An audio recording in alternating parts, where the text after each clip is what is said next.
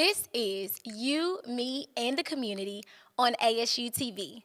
I'm Candace Evans, Senior Career Advisor for the NYIT College of Osteopathic Medicine on the Jonesboro campus of Arkansas State University and host of You, Me, and the Community here on ASU-TV.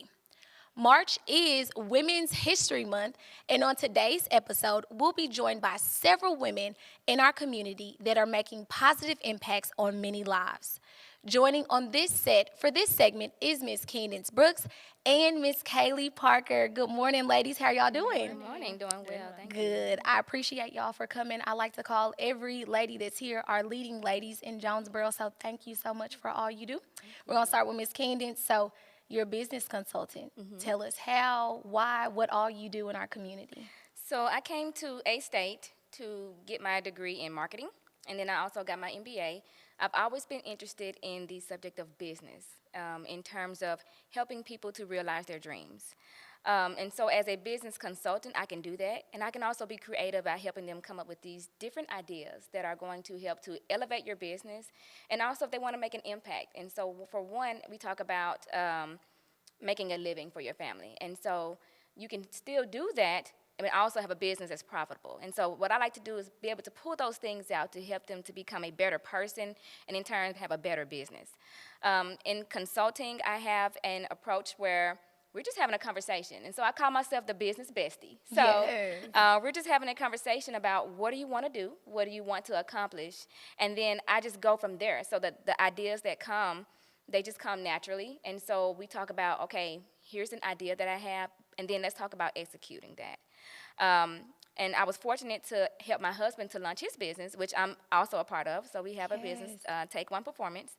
And so I was the business consultant with that and getting it started from the conception of helping with a business plan, talking about getting together market research, and then also getting funding to start that business. Because one of the things that people want to do is when they want to start a business, it's like, well, how do I do that?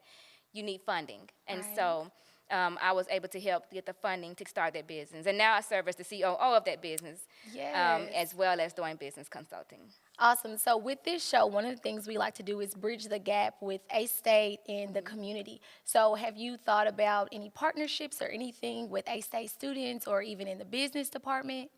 Yes, there's definitely some opportunities that we've been discussing in terms of rolling out internship opportunities, also different things for students in terms of physical performance and even mental skills development, because that's another thing that we offer.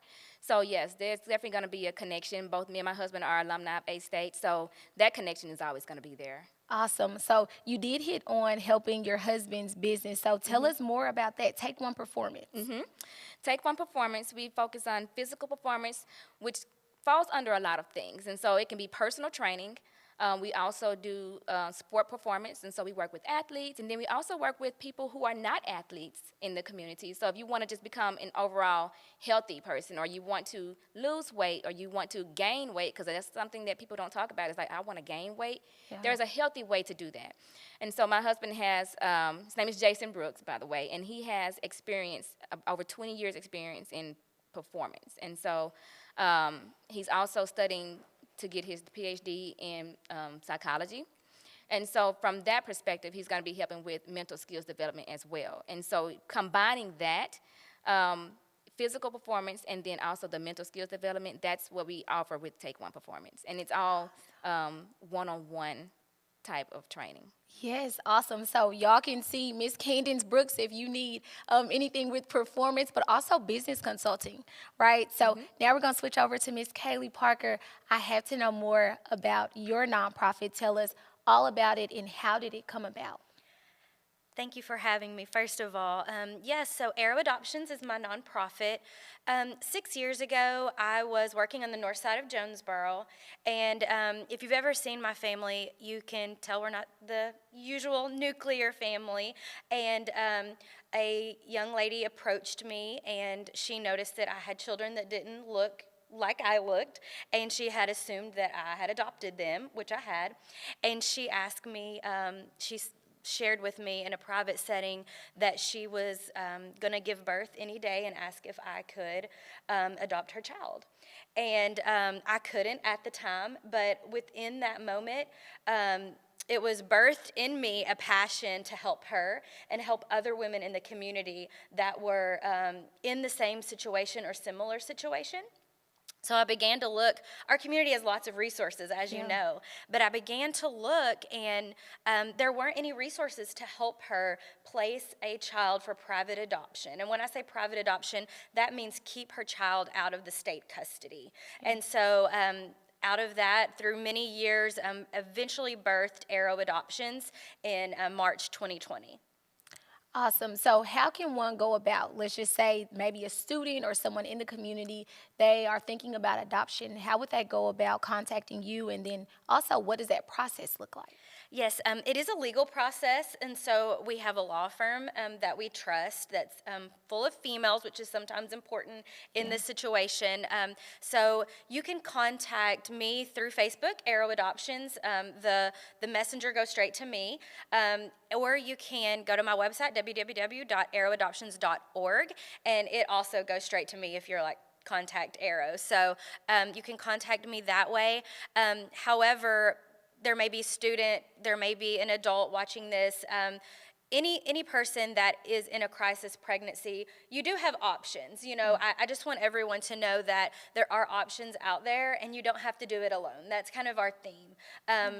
We believe no one should birth alone, and so my specialty, I recently received my doula certification, so I can be in the delivery room with my mamas one-on-one and just provide the support that they need in a crisis situation.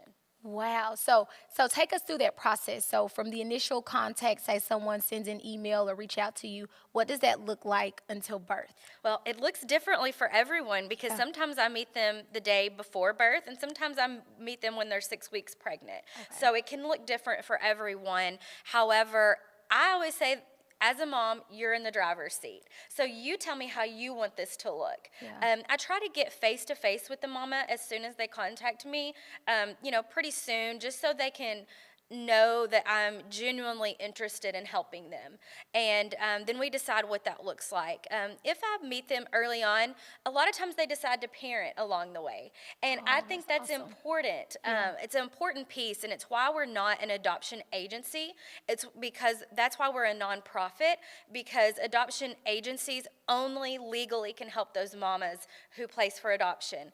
I am a nonprofit because I feel like it's important, and it's just laid on my heart that the mamas that decide to parent also have the same support as the moms that are placing for adoption.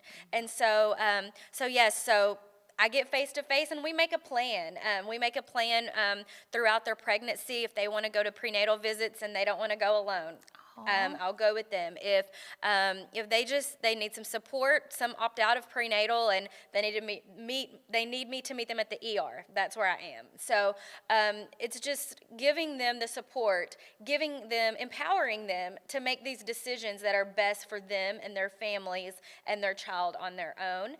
And then I'll be there at the delivery, of course. I help coordinate what it may look like as an open adoption if they choose the adoption piece. At the hospital, I always say, don't throw you to the wolves, because if you think about it, it's a scary thing to think. You think about the Lifetime movies or whatever you've seen, that the baby's birth and it's ran out of the hospital room and you never see it again. We try to minimize trauma, okay? We want to make sure that you feel healthy, you feel empowered with your decision, and then after hospital discharge, that everything is in order for you to have the contact that you need, and beyond. You know, my first mama that placed with us 6 years ago, I still talk to her. I say, you're not discharged until you want to be discharged. We try to build a genuine relationship if that's what they want and that's what they need, and really make it a sense of community. Wow, y'all. So we have wonderful, wonderful women here giving us lots of information. We're going to continue our conversation with our guests to highlight March Women's History Month. We will be back right after this commercial break.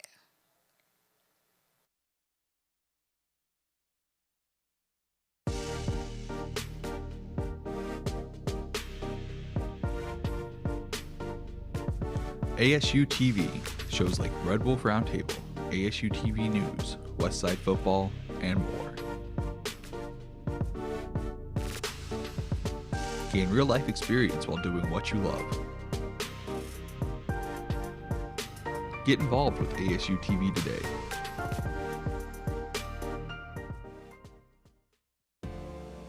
At Arkansas State, we want you to go. Go where learning soars, takes flight, and rockets ahead.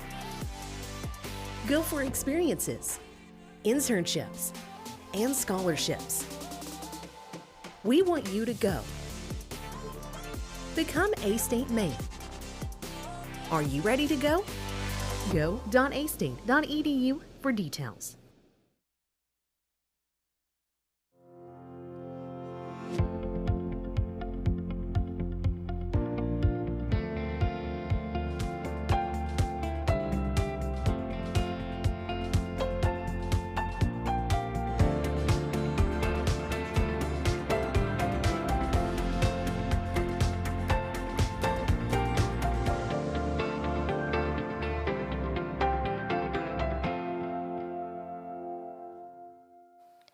Welcome back to You, Me, and the Community on ASU-TV.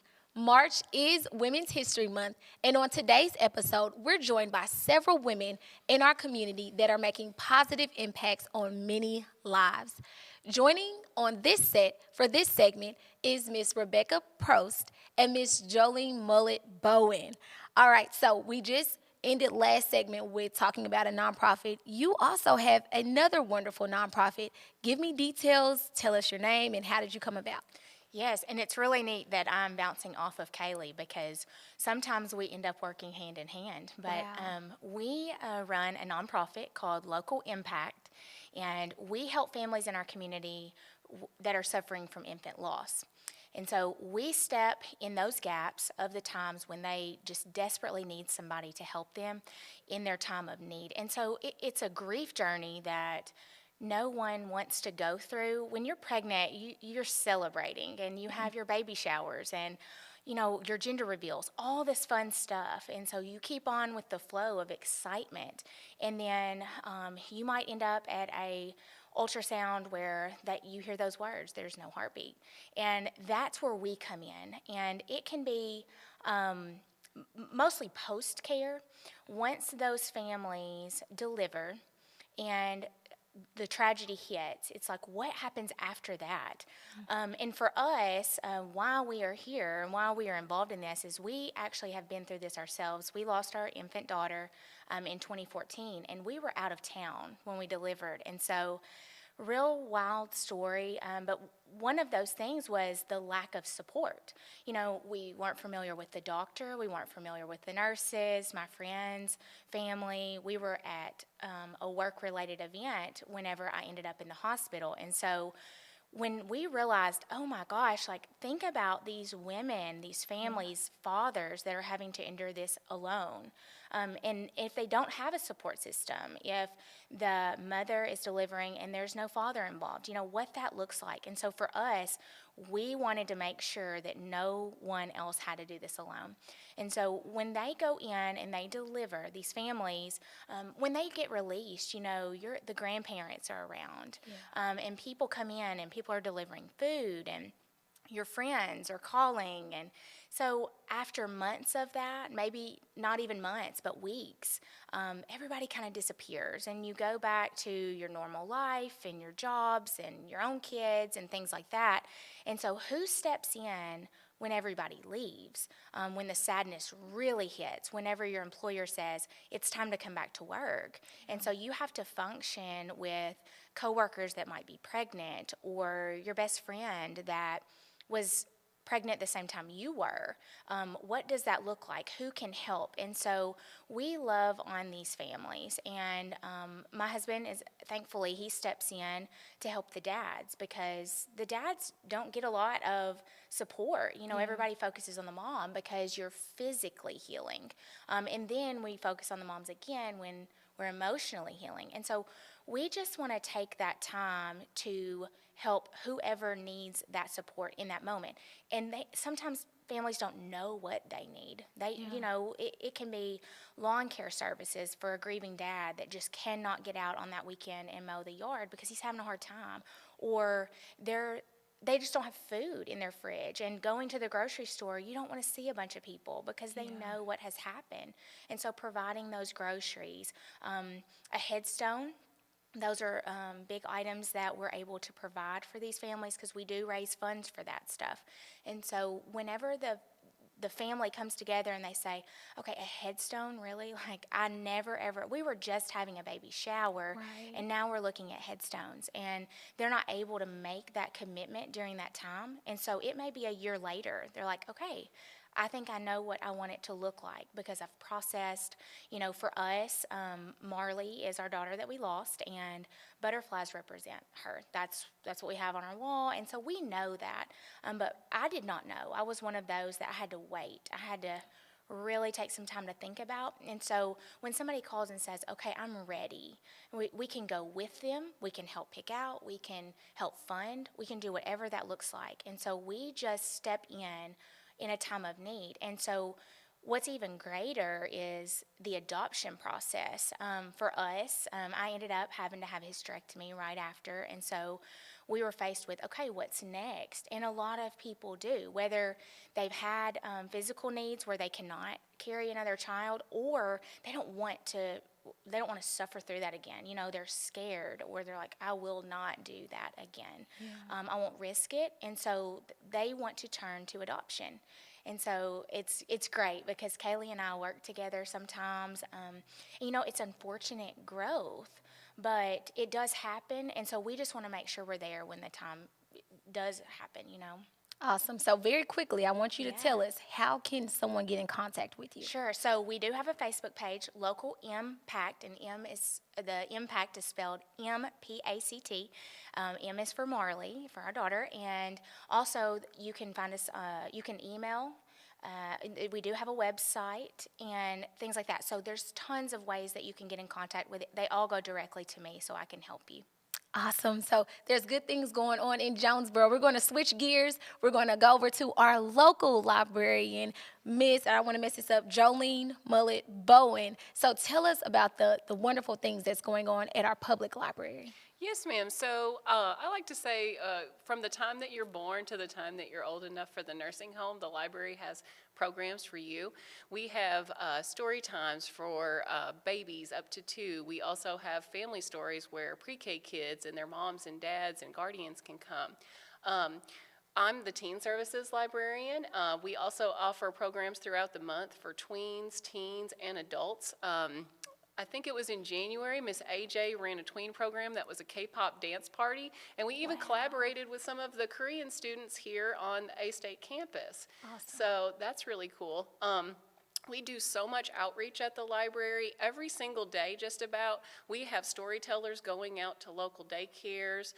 We go to schools. I will be probably going to schools in April for National Poetry Month and doing programs with them.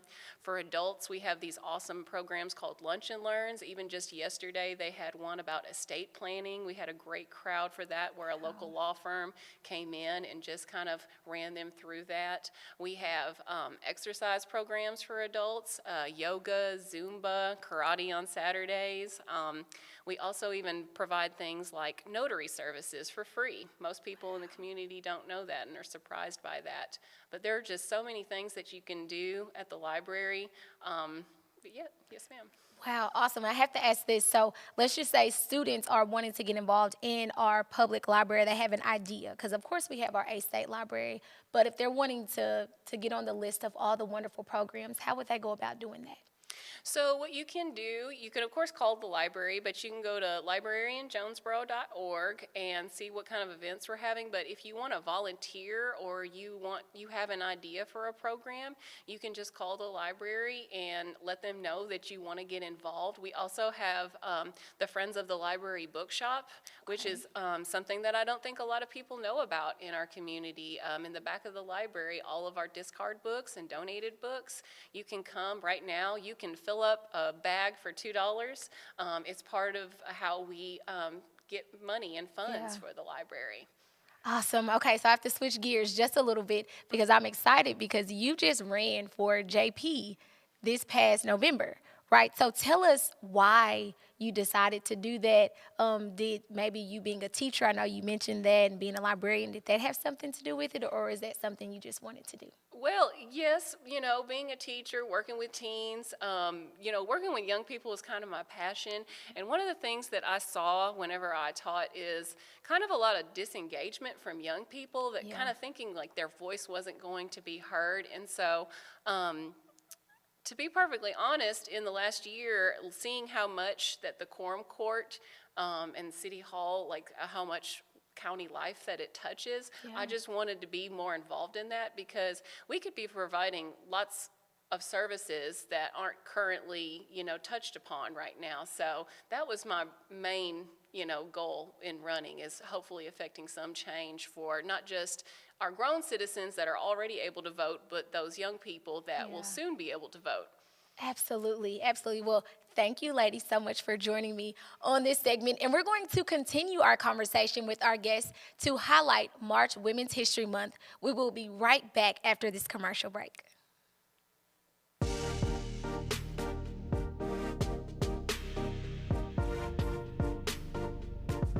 ASU-TV, shows like Red Wolf Roundtable, ASU-TV News, Westside Football, and more.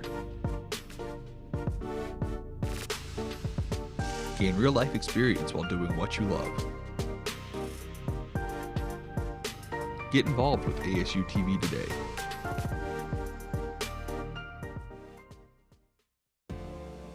At Arkansas State, we want you to go. Go where learning soars, takes flight, and rockets ahead. Go for experiences, internships, and scholarships. We want you to go. Become A-State Maine. Are you ready to go? Go.astate.edu for details.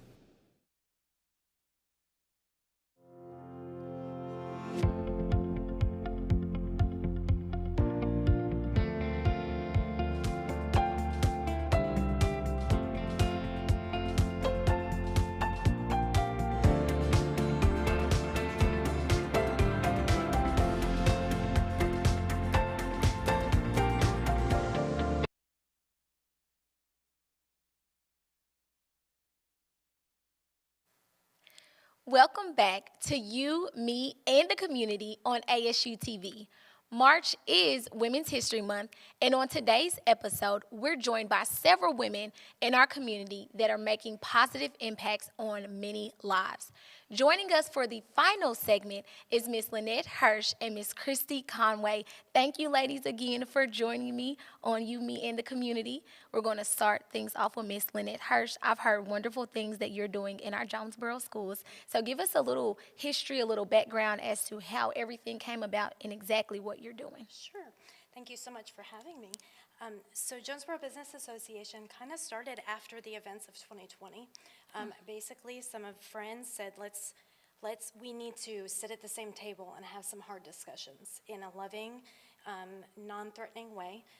Obviously, there are gaps in the community. There are things we're seeing that are not okay. Yeah. And as a mom, I have been married for almost 22 years now.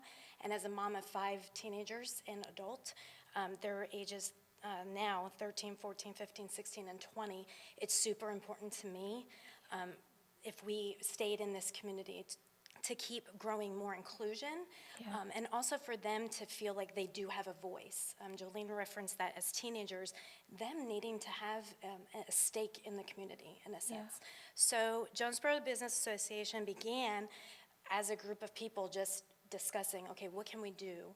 And we believe in community-based economic inclusion. And so for us, it was, okay, the most ideal situation here is let's reach our teenagers. Yeah. And I subbed in the Jonesboro School District for about 7 years now, 6 years maybe. We moved here about 7 years ago, my husband, my family and I. And from there, just seeing like, okay, the schools need support. We don't want to take over for them. They do their job. But how can we support the school in supporting families? And so that's kind of how we started. We have a three phases in what we're doing as JBA. Right. The first phase is dream, and that's with junior high students. How can we help them dream bigger? Yeah. And then in senior high, how do we inspire them? Right? So how do we take your dreams and help, okay, this is how you could practically do this. Okay, here are steps that you need to take to get there. And then the third phase is incubate. So after they graduate from high school, whether they decide to go to college or go to trade school or start immediately into an employment situation, how can we help them and grow their ideas, the things they dreamed about and were inspired to do? How do we practically make that happen? And that directly impacts our city. Yeah. Right? They have their ideas, they're so smart.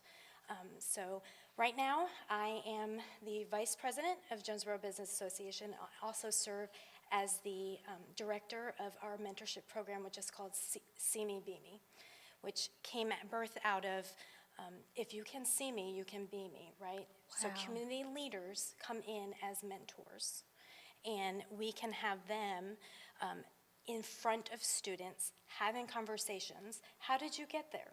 How did you even, where did this come from? Or, okay, you started out this way. For instance, someone has said directly, I used my athletic skills to get the education I wanted, not the other way around. Wow.